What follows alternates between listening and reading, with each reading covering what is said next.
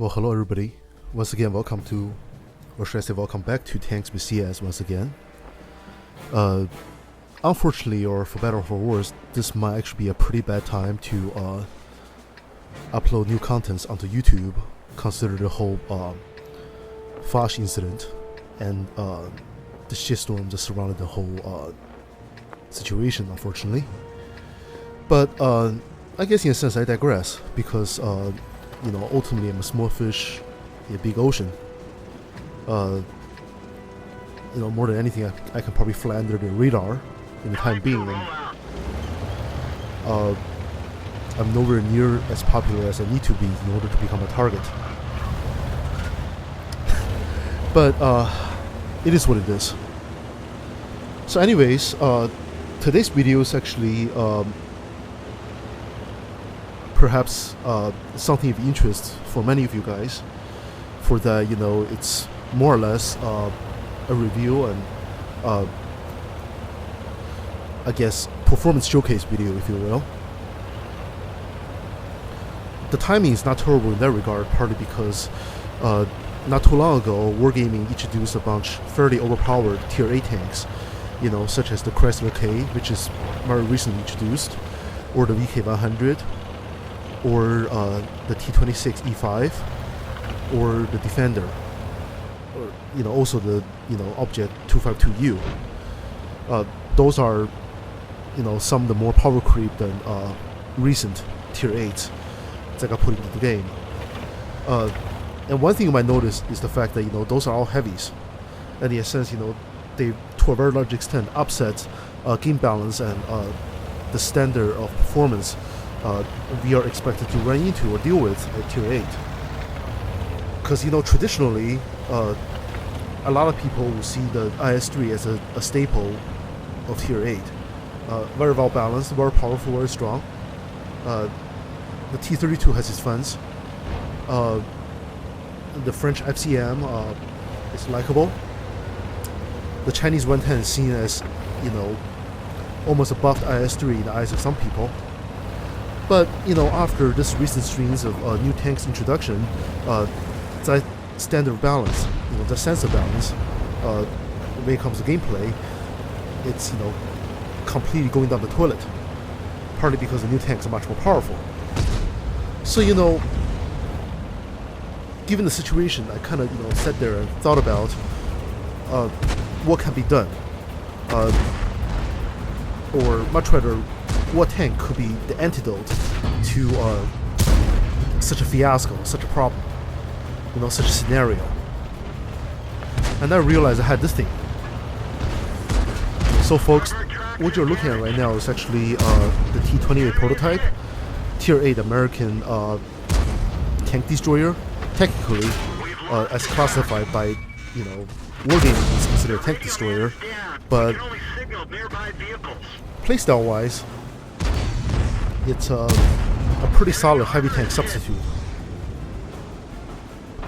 I mean, you might wonder why I would say that, because you would probably assume that perhaps as a tank destroyer, this thing is mostly known for its high firepower, decent handling, but in conjunction with some physical limitations, such as a narrow arc or lack of a turret, or you might consider the fact that tank destroyers tend to have low health. Maybe their mobility is kind of weird, and many of them don't really have a lot of armor. But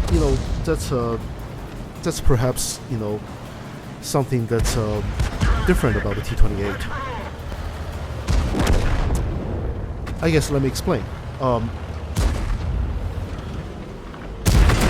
Unlike some tank destroyers like maybe the E25 or the Hellcat, the T28 is not really known for its mobility. Even though its raw straight line speed in on good ground kind of got buffed in one of the recent patches from maybe 20 km/h up to 28 km/h, which means originally you only had about the mobility of a mouse, but now it's give or take approaching the degree of mobility you will enjoy in a average to somewhat slower than average heavy tank at this tier. I mean, okay, it's not an IS-3 in terms of agility, It's not going to be like a T10 or a VK45, but ultimately it's really, arguably even faster than something like a KV4 or a VK100. So, mobility-wise, this thing is very much usable. And in terms of armor, protection, and health, this thing essentially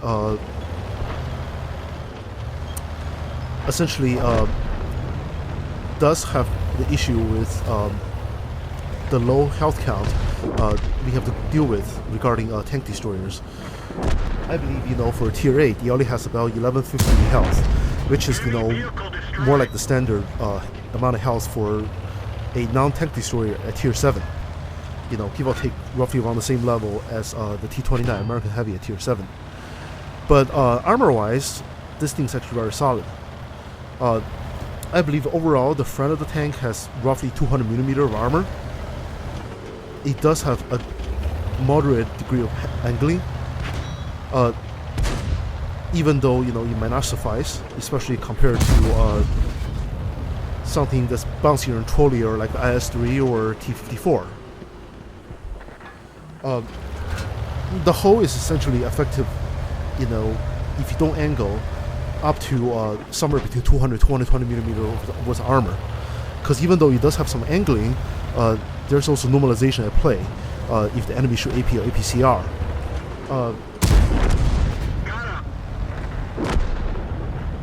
The turret, in a sense that, kind of relies on angles more. But the angling on the turret is not really uniform or consistent. It has a pretty slanted and bouncy parts of the turret cheeks. But then, there's also the flatter part of the turret cheek close to the gun mantlet. The gun mantlet is semi-trolley or semi-unreliable, but then there are also two set of hatches on top, which can be panned if you have, give or take, 150mm penetration or more. So, if you know how to wiggle, if you know how to angle, you do well. Unfortunately, the side of the tank is only about 50mm, and behind the 50mm of armor, you do have ammo racks and fuel tanks. So if you get hit on the side, if you are exposing your sides beyond the auto bounce angles, if your sides got overmatched, you're gonna have a problem. And this is not a tank you can angle like a KV1 or a Tiger or a STI or a Mouse. I think angle at almost like 35-45 degree, because in that case your side armor is completely vulnerable, just simply because it does not have sufficient base thickness to be reliably bouncy at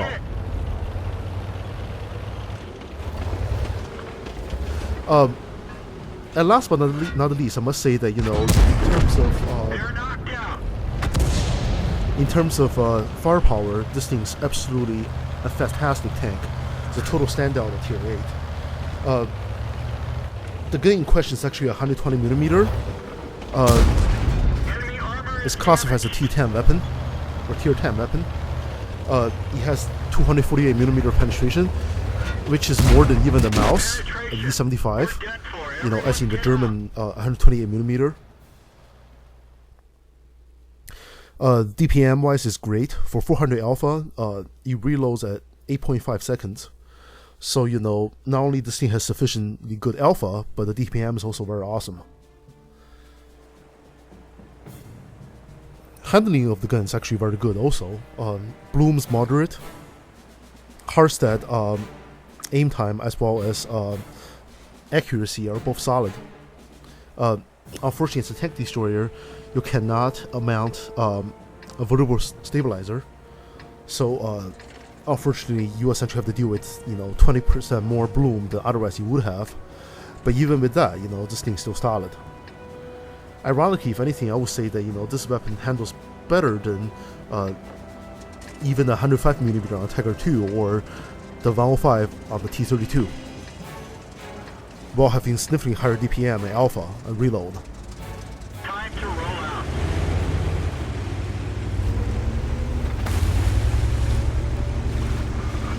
So I guess, even though I kind of spent the duration of the first game talking over the tank's basic characteristics and performance stats. One thing to note was that game was essentially the very first game I played in this tank. At that point, I believe I still had the stock engine and also the stock tracks. I did free XP, the 120mm on this tank, which definitely helped a lot. As you know, performance-wise, the 120mm is a quantum leap from the 105, and the 105 is also significantly better than the stock 90mm, which is definitely not a gun you want to use at this tier, especially a slower tank like this. But I think that goes to show just how strong this tank is. Ace tier. Assuming you know how to angle your armor, you know how to position yourself, you shoot well, and you're familiar with typical heavy tactics. Because in a sense that, you know, this thing, in many ways, kind of out heavy a heavy. So you can always show up to the party and, you know, give the enemy a hard time.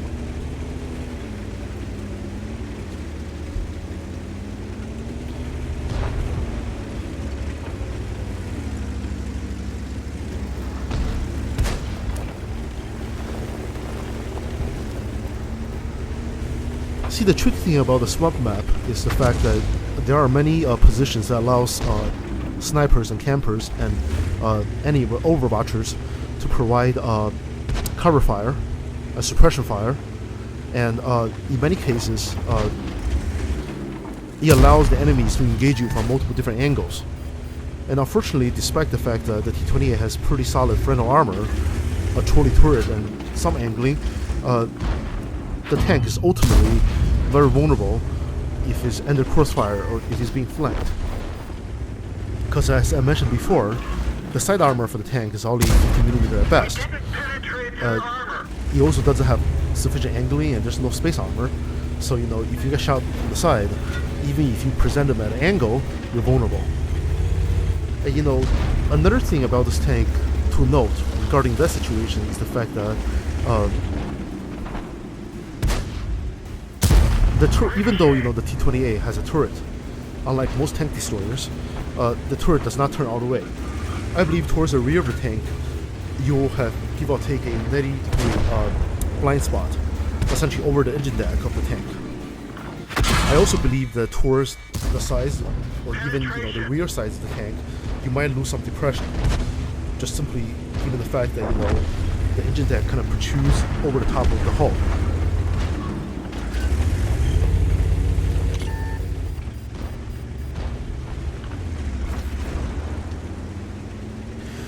So perhaps that's another, you know, thing to consider when it comes to, you know, situations in which you're getting flanked or being shot out from the side.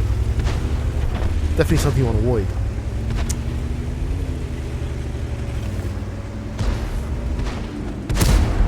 Enemy armor is damaged. You can see right now, I'm essentially flanking and pincerning the enemy heavies that are trying to use the hard covers in the corner of the map. Enemy armor is hit. They were doing well because in a sense that, you know, they were managing this choke point, this corridor well against my friendly units. You know, by using hard covers and being able to best position angling the armor, they can render themselves in a relatively durable state, if you will. So what I was doing was trying to flank and shut out the enemy from the side, just as I mentioned, because, you know, regardless of what tank you have, ultimately you're going to be vulnerable from the side. Keep your eyes open. Track hit. We didn't even scratch them. If anything, you know, the enemy Conqueror and the Japanese heavy in question that we're engaging right now are arguably particularly vulnerable to such a tactic, because, you know, for some reason Japanese tanks tend to frequently have terrible side armor, in many cases even worse than the rear armor, or even the rig spots for some reason. And the Conqueror, also for what it is, has insufficient side armor at 50 degrees. That's arguably one of the reasons, you know, they're so vulnerable to artillery and flanking. As I might have mentioned in one of my earlier replays. We're immobilized. And you see, this is a bad situation because I'm being flanked by the enemies. So Get going. Target unlocked. I really don't have any armor to contend with the penetration. And this Tiger is also very smart in the sense that he tries to get into the blind spot behind my tank, in which I could not shoot back. And you know, worst come to worst, even if he couldn't do that, he can still get shots into my side.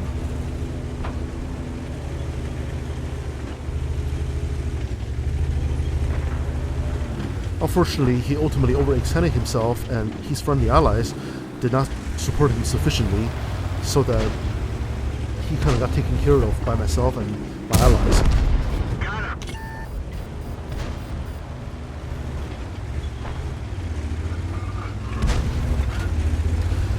And, you know, to a large extent, you can argue that the Japanese heavies kind of suffers the same problem as my T28 when it comes to its armor scheme, even to a greater extent.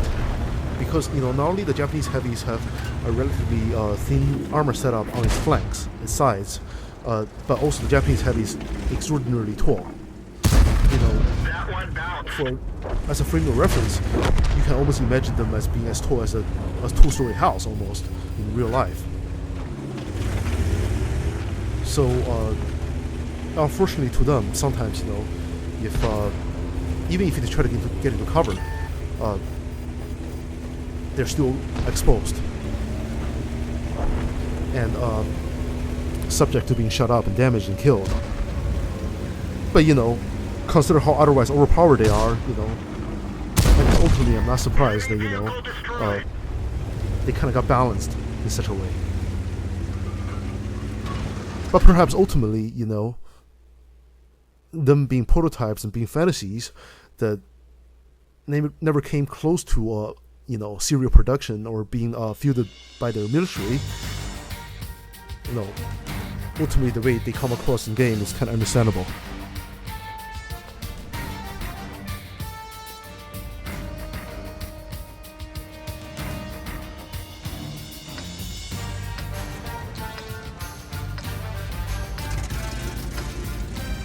And so here comes the third replay for today's video. They are our mines, which is something that, you know, I'm sure everybody's quite familiar with at this point, consider it was at one point one of the tier 1 tank maps you can actually play one of your first games on.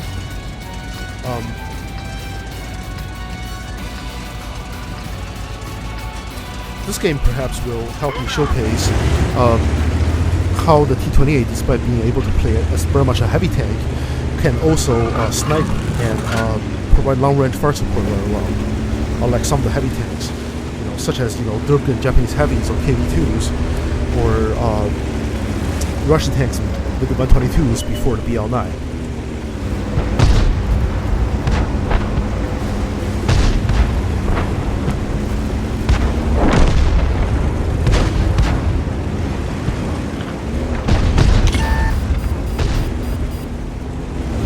As of right now, we are trying to rush for the hill.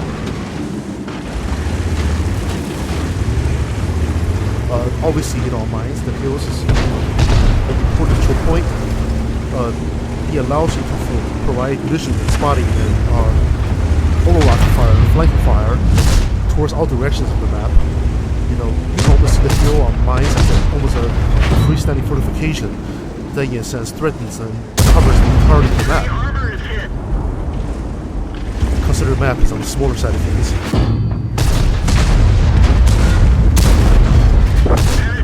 And I decided to take the position on the right flank of the base of the hill, taking cover behind this boulder. This is actually a very smart way to position your T28 in the sense that the boulder almost completely covers up your flank. So your 50mm side armor, along with your tank and hammer rack, are relatively safe, even though you're peeking. Meanwhile, you know, you are giving the front side of your hull another 23 degree angling. So that kind of renders the front of the tank invulnerable up to 250mm penetrating guns. As you can see at this point, I'm engaging a Black Prince, a 1099, the SU-152, a KV-13, and a T-22, or should I say a T-25-2. But most of those tanks have no more than 180, 170 millimeter penetration. Something like the KV-13 only have 144. And even though, you know, they are armed with essentially some of the most powerful weapons you run into at Tier 7 and to a lesser extent at Tier 8, they have absolutely no ability to hurt me. At least, you know, not from that range, because, you know, they don't really have the handling and accuracy to reliably hit in the weak spots.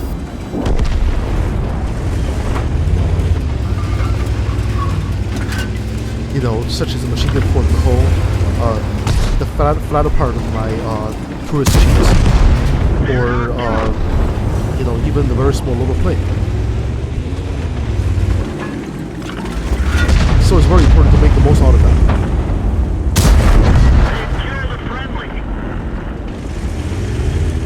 But unfortunately, I TK'd my friendly Japanese heavy tank. He, for some reason, decided to cliff dive on enemy Tiger, which is really a bad idea because the Japanese heavy has very flat and very vulnerable side armor, and also the Japanese tank, being so tall, have relatively limited wind compression.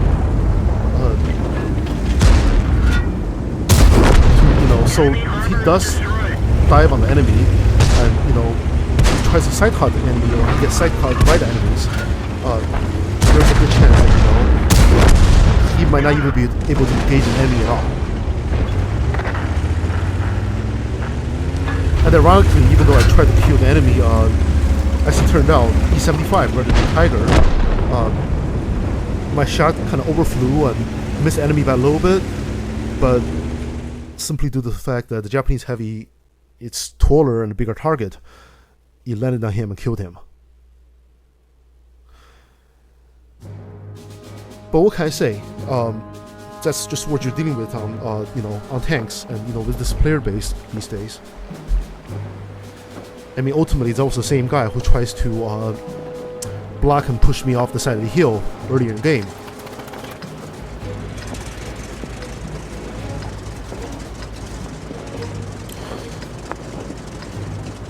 I mean, you know, in this day and age, I think a lot of people, you know, when it comes to gaming, you think about GTA, they think about Skyrim or Destiny or Overwatch or Call of Duty, you know. I think in comparison, the tank is significantly more technically troublesome and complex. So, you know, a lot of people come here for, you know, the trolls and for derping around, but they just don't have a grasp of the mechanics of the game. And ultimately, they're also not ethical enough to give a damn. But you know, so is life, right?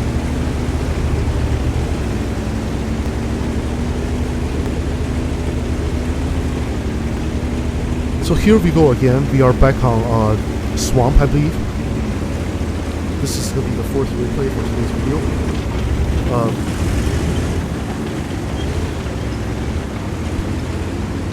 Once again, I decided to go help the heavies along the southern flank and to the southwestern corner of the map. Because, you know, I'm sure a lot of people will go as far as to argue that, you know, tank destroyers with guns should go with the mediums. And, you know, go through the medium flank up on essentially the northeastern corner of the map. But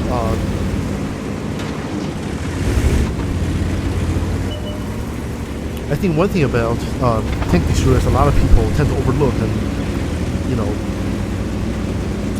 not realize the fact that,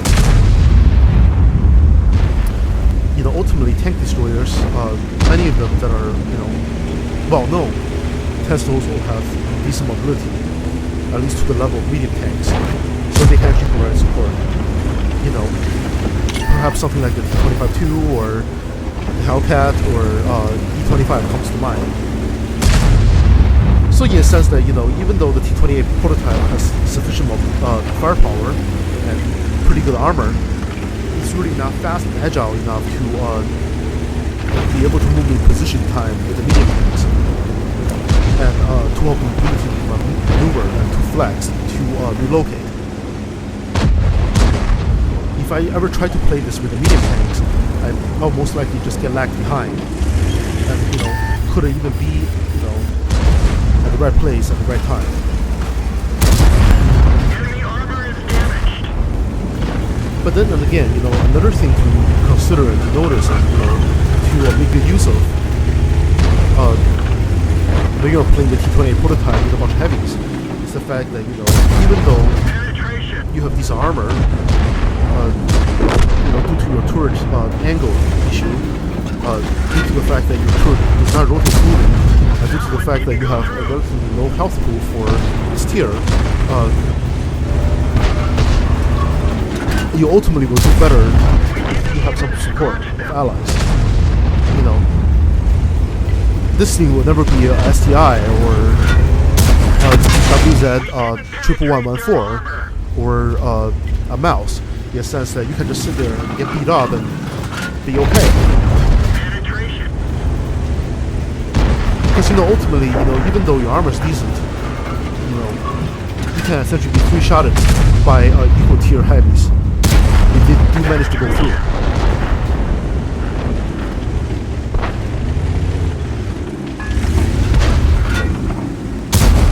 Penetration.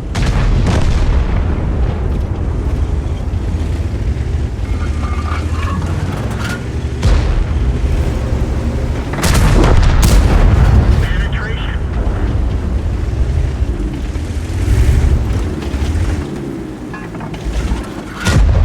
Perhaps another thing to know about, what to do when you are fighting Japanese heavies is the fact that, sure, they're boxy. You can always manage to, hit in your flat spot and probably go through if you have a good gun. The shoulder area of the Japanese heavies tends to be where their ammo rack is located. So if you do hit there, most likely you're gonna rack it, because they tend to have fairly big ammo racks, along with a huge crew.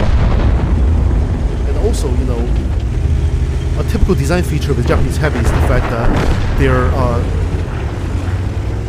the frontal cheeks, and sometimes the rear cheeks, along the shoulder areas of the tank's hull, tends to be slanted angle. Maybe not quite to 45 degree, but in a sense, it kind of marks a smoother transition between their side armor and the frontal plate. But the thing is, when they're trying to side scrape, when they're trying to angle, that patch of their armor, its own angling very much got negated, while the rest of their tank's armor kind of got stronger because they got angling. So, as you have seen before, or as just what I have done, I hit in that spot just in time.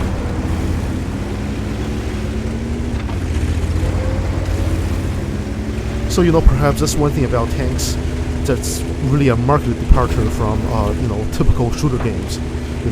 You're not shooting at soft targets.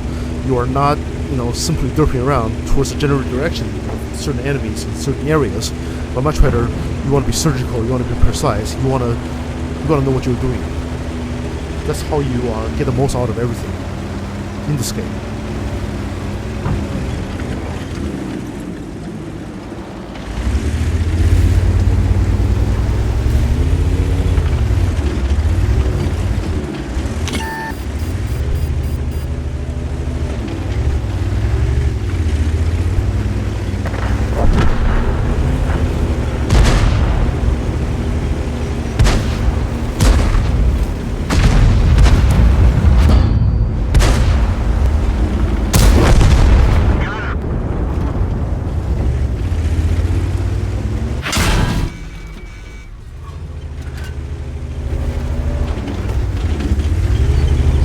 Argue that this is ultimately a very vulnerable situation for the T28 Prototype because you are essentially in a relatively exposed position, vulnerable and open to sniping fire and flanking fire. There's really not hard cover to protect you from enemy shots, and there's ultimately also not sufficient soft cover to,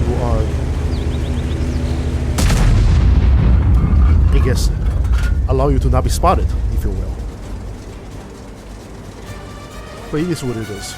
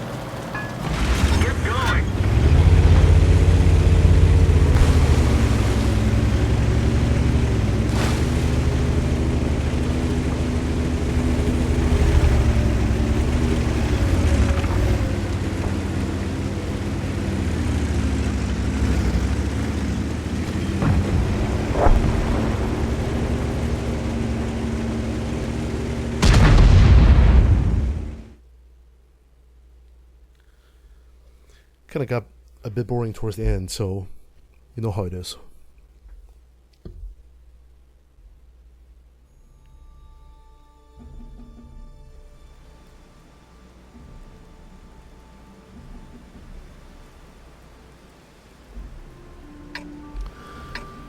So last but not the least, this is essentially the last replay for today's video. I'm on Northgate of all places. I'm sure you know this is quite a familiar play for everybody who ever bothered to get into this game. One of the classic maps. And let's go. If anything, you know, this replay kind of showcases what if we played the T28 Prototype as more of a first line heavy, rather the second line heavy / flanker or fire support, you know, and which can get out of this situation. So to start, one of our light tanks decided to essentially make a suicide run towards the flank of the enemies to hopefully spot a few of them, which he did. Even though he has already died. And you know, if anything, this is really a situation in which the T28 itself, I mean sure, hypothetically, everybody can shoot back at enemies, but, you know, do they have the good handling this tank has? They probably don't. Will they still be able to retain sufficient penetration to easily go through enemy targets at distance? Probably not. Are they accurate enough to hit enemies at long distance? That's also very tricky. Last but not the least, you know, most of the other tanks, question or in comparison to the T28, also lacks, you know, sufficient DPM to make the most out of, I guess, perhaps a noble gesture of our suicidal lights. I mean, sure, they can, you know, spit out a few shots, but chances are, you know, they either don't pan or they're gonna miss or they're gonna bounce, and they just wouldn't reload fast enough to do more. So, you know, that goes to show that, you know, if anything, the T28P is really defined by its awesome firepower for Tier 8.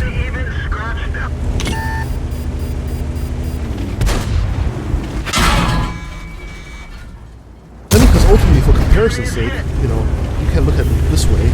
I mean, even the T26e5 at Tier 10, which is American Tier 10 heavy, also has a 120mm. That has, give or take, about 10mm more of penetration.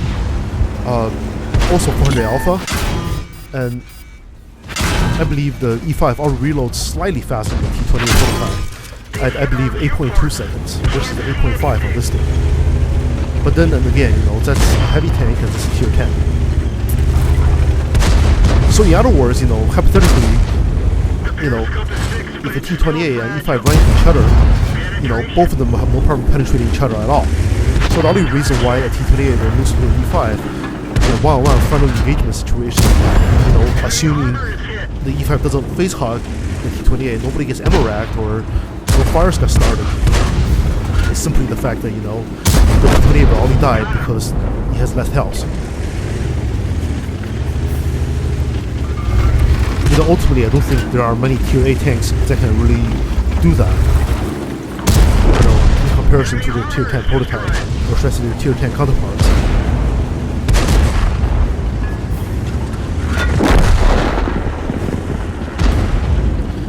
And ironically, unfortunately, our team's friendly Chrysler K simply decided to drive out towards the enemy and to oncoming fire with his side armor exposed and obviously insufficiently angry. So that goes to show that money can buy you a pretty OP tank, but there's no way money will make your brain work. But perhaps that's what Wargaming wants. People buys their products and dumps a lot of money into the company. Meanwhile, the advantage of their OP pay-to-win premium tanks are very much negated when they're simply played by idiots.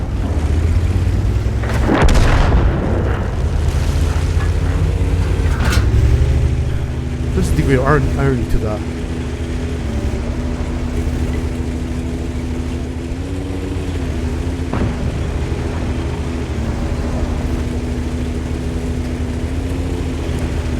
So as you see in the beginning of this replay, I was briefly playing the role of a tank destroyer, and I got to the top of the hill and started using my armor, start rolling, and start out TPMing and out alphing enemy tanks. I simply steamrolling them with my superior firepower, while staying relatively safe with decent armor. Even though I did take some damage ultimately, from enemy shots that were well aimed, from indirect fire and flanking fire.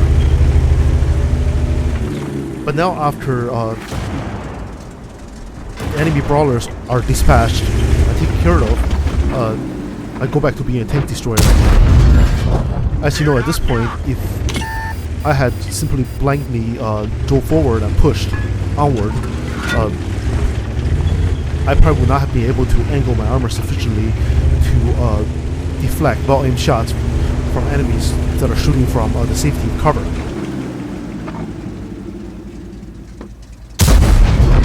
Enemy vehicle destroyed. So in a sense, how you approach a game like this and how you proceed is almost like walking up a stair. Obviously your two limbs, your 2 feet are going to be alternating, left and right, left and right.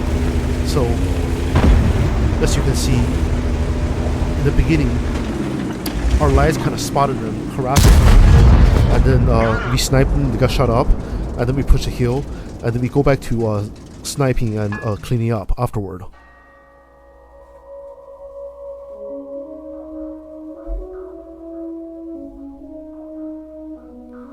It's really a good tactic.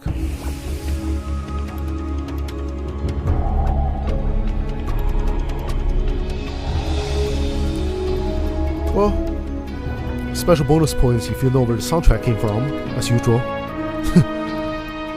Anyways, the very first game I did 5k and aced, even though I didn't survive and you also lost.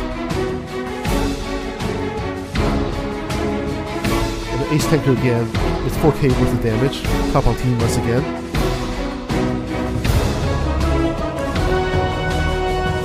And the ace tanker once again, despite the TK, 4.5k worth of damage. Goes to show, how good you have to be in this tank to do well, ultimately. And the ace again at 4.7k. And top on team, even without being top tier.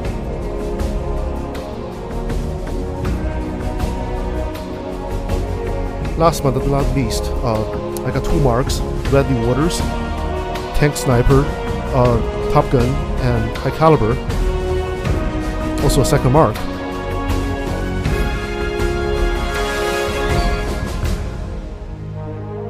That just goes to show just how strong this thing is. It's pretty awesome.